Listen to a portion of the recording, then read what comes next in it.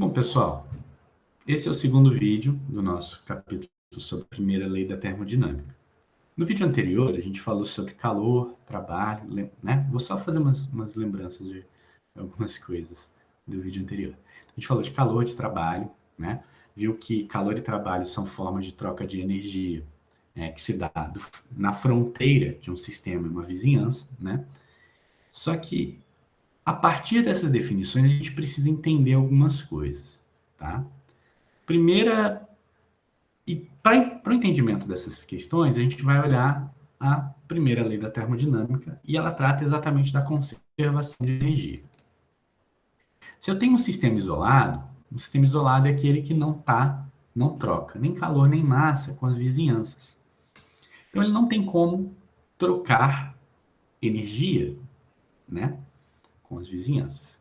Então a energia dele sempre vai se conservar, certo?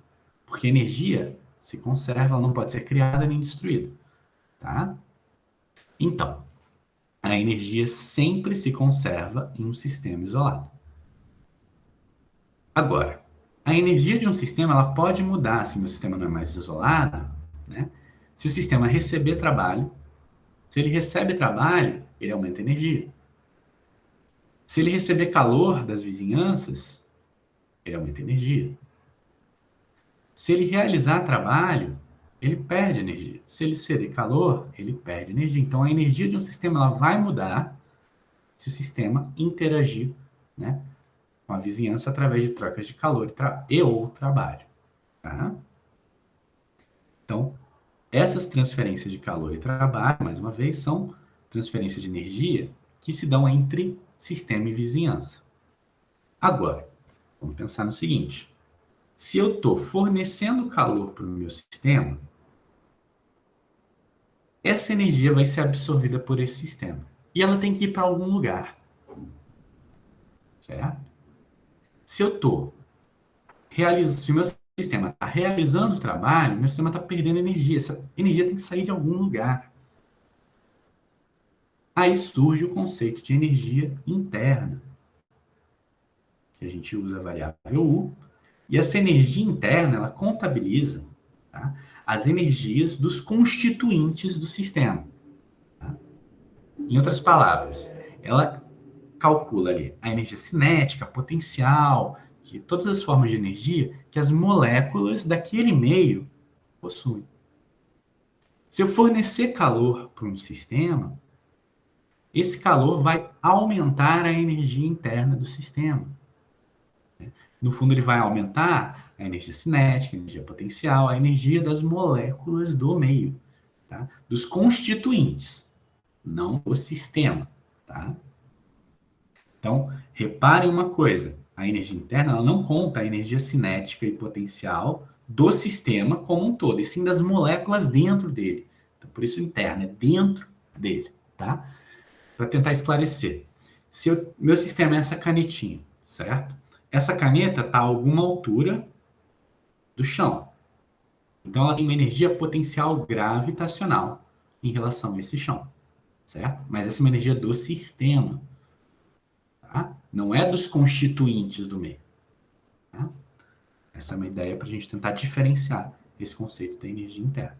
Se a minha caneta estiver se movendo, e eu estou estudando meu sistema, é a caneta, ele está se movendo. Então, se ele está se movendo, o sistema tem energia cinética. Mas essa energia cinética não é energia interna. Energia de deslocamento está relacionada, né, ao deslocamento do sistema. Tá? A variação da energia interna é expressa em termos de ΔU. Então, ele representa a energia interna no final menos a energia interna no início. Certo? Num estado final e num estado inicial. Tá? Essa equação, ela contém toda a informação, tá? Desculpa, ela contém a informação de que a energia interna, ela é uma função de estado. Ela só depende, do estado final e do estado inicial. Não me importo com o caminho, certo?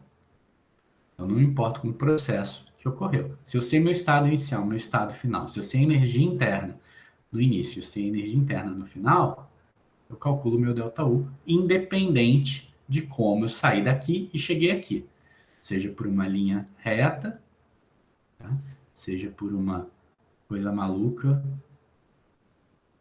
tá? Então, independente do meu caminho, do meu processo, eu calculo a minha energia interna da mesma forma, né? Isso fica claro sempre que eu tiver um delta, certo? Eu estou falando de uma função que independe do caminho, só depende do estado inicial e do estado final. Quando a gente falou de trabalho, a gente não fala de delta W, a gente fala de W.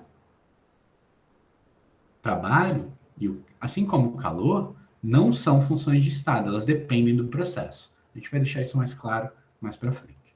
Tá? A energia interna é uma propriedade extensiva do sistema e ela pode ser expressa em joules ou em calorias, ou até em ATM litro, que é o produto de pressão em volume tem unidade de energia. Tá? A gente também pode expressar, já que ela é uma propriedade extensiva, a gente pode pensar na energia interna molar, que seria a definição da energia externa, desculpa, energia interna, dividido pelo número de mols.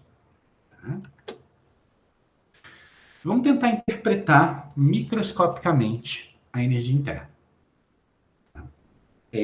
Vamos pensar nas moléculas. A gente vai olhar microscopicamente as coisas aqui, tá? Então, vamos pensar primeiro uma molécula esférica, num átomo, melhor dizendo, um átomo, tá?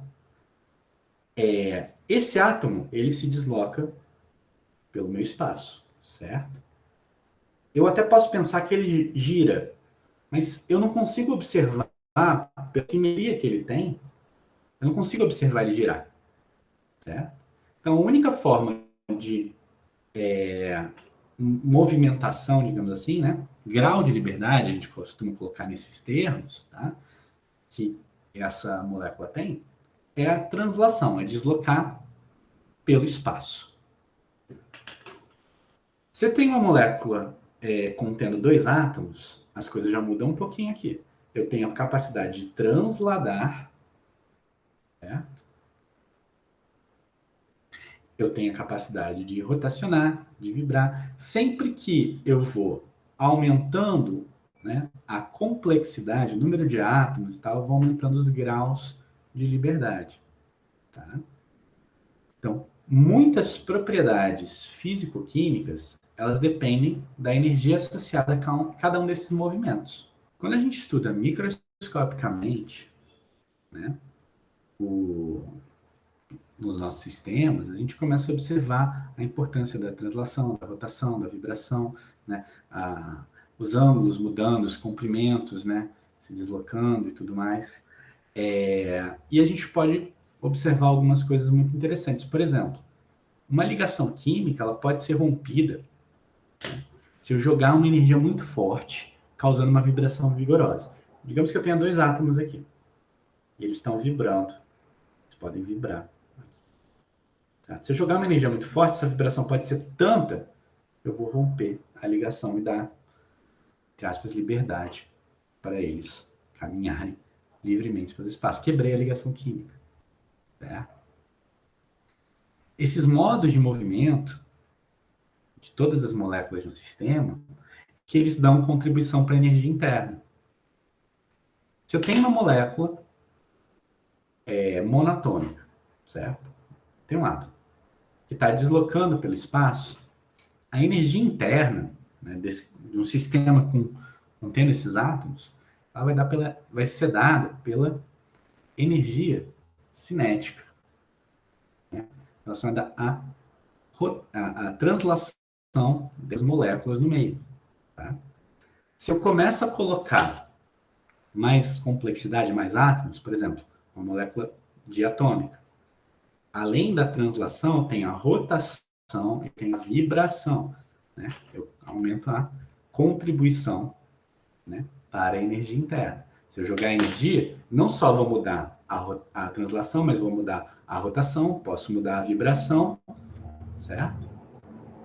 Com isso, fica fácil da gente perceber que a energia interna ela é dependente da temperatura. No gás ideal, as moléculas elas não interagem entre si.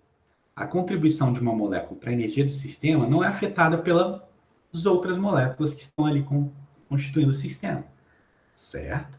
Desse modo, a gente consegue pensar que a energia interna não é afetada pelo volume. Porque se as minhas moléculas estão num espaço meio comprimido ou num espaço muito grande, elas não vão interagir, então nada vai afetar a energia interna. Uma mudança no volume não muda a energia interna. A mesma visão a gente pode ter para a pressão. A única coisa que afeta a energia interna, né, para um gás ideal é a temperatura. Então, a gente pode verificar, através dessa explicação simples, que a energia interna de um gás ideal é função apenas da temperatura, independe do volume e da pressão. Ou seja, se eu tenho um processo que estava num estado, melhor dizendo, inicial numa TI, numa VI e numa PI, certo? Faço um processo que ele chega num estado final onde a temperatura é a mesma, o volume aumentou e a pressão diminuiu, certo? Essa mudança aqui para um gás ideal